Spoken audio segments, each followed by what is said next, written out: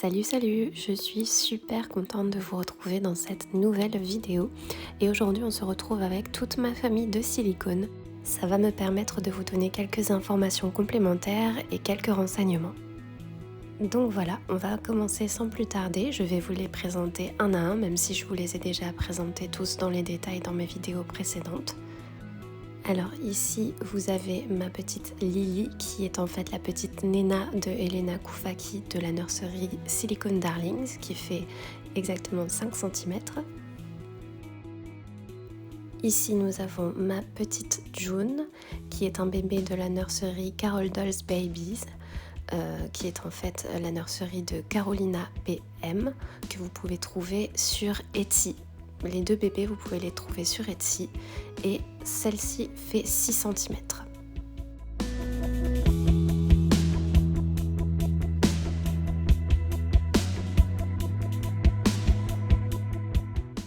Sur la gauche, nous avons ma petite Lucilla qui est en fait la petite Sarah de Nathalie Moisselet de la nurserie Parfum d'enfance Silicone Studio qui fait 20 cm et que j'ai trouvé sur Facebook.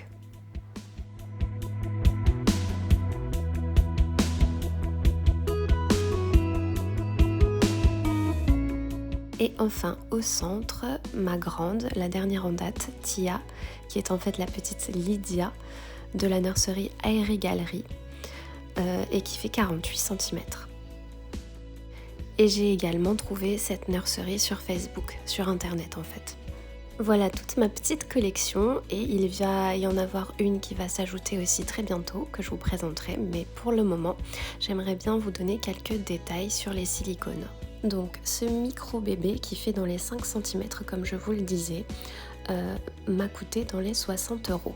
Voilà, donc c'est son prix, il est très détaillé, très réaliste, très bien peint, donc il y a beaucoup de travail derrière même si c'est un micro bébé et c'est ce qui explique aussi le prix.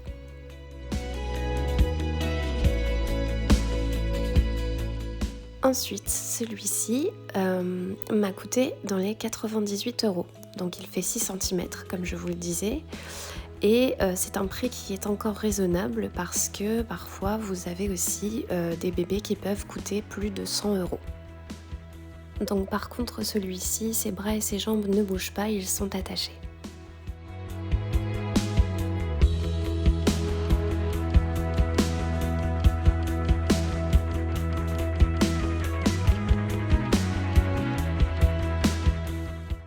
Ensuite, on en vient à ma petite Lucilla. Donc celle-ci fait 20 cm comme je vous le disais et elle m'a coûté dans les 200 €. Voilà. Donc c'est pareil, il y a beaucoup de travail derrière, de la peinture, de la sculpture. Et il y a aussi une petite particularité, c'est que ses cheveux sont enracinés un à un dans sa tête. Et c'est un travail qui est très long et très minutieux, ainsi que ses cils d'ailleurs. Et voilà, donc du coup ce travail a un coût évidemment.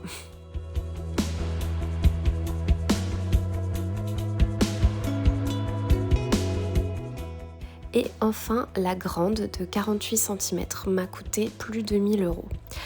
Lorsqu'on parle de bébé silicone de grande taille, il ne faut pas compter en dessous de 1000 € ou alors peut-être quelque chose de moins bonne qualité parce que les bébés de qualité peuvent monter même jusqu'à 10 000 € aux enchères par exemple, surtout quand les sculptrices sont renommées.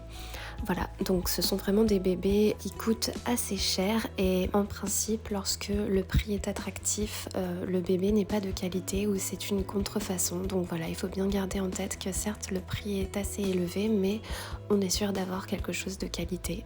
Donc on imagine bien qu'il y a une façon bien particulière de prendre soin de ces bébés-là. Du coup, après avoir retiré les poussières avec de l'eau tiède de préférence, leur appliquer un petit talc comme celui-ci que j'ai acheté sur Amazon à base de maïs et qui est très doux, donc qui n'attaque pas la peinture. Donc c'est le Johnson's Baby et c'était Mason Wen Lily qui avait donné ce conseil. Du coup, moi je n'y connais rien et je n'ai pas reçu de talc avec mes bébés.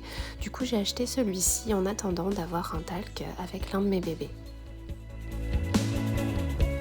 Et ça permet que leur peau soit bien douce et qu'ils soient bien matifiés. Alors il y a justement une étape lors de la création qui s'appelle l'étape de matification et normalement si elle est bien faite, le bébé n'a pas de zone brillante et elle en a par exemple un peu sur les doigts, je ne sais pas si ça se voit, elle en a. Bon, il n'y a pas grand chose que je puisse faire, mais par contre appliquer du talc ça peut permettre de les réduire un petit peu. Voilà, maintenant au niveau des tétines, comme je vous l'avais dit dans la vidéo précédente, il vaut mieux choisir une tétine en silicone plutôt que par exemple une tétine en latex pour qu'elle soit bien compatible avec le silicone justement. Donc celle-ci c'est une tétine que j'ai achetée en supermarché tout simplement et elle est bien en silicone. Voilà, donc du coup cette petite puce n'a pas de langue, ce qui fait que c'est encore plus facile pour mettre la tétine puisqu'il n'y a pas la langue qui gêne à l'intérieur de la bouche. Donc voilà, c'est assez facile de lui mettre. Et voilà, et si jamais vous vous demandez où est-ce que vous pouvez acheter ce genre de poupée, sachez que vous pouvez trouver des artistes sur internet ou sur Facebook et les contacter directement via leur page en leur laissant un message et en leur demandant des informations concernant l'un de leurs bébés et passer commande directement comme ça. En tout cas, c'est comme ça que moi je fais. Du coup, je vous laisserai les liens vers les pages des artistes de mes poupées et je ferai une vidéo similaire pour les vinyles bien évidemment. En attendant, je vous dis à la prochaine pour une nouvelle vidéo.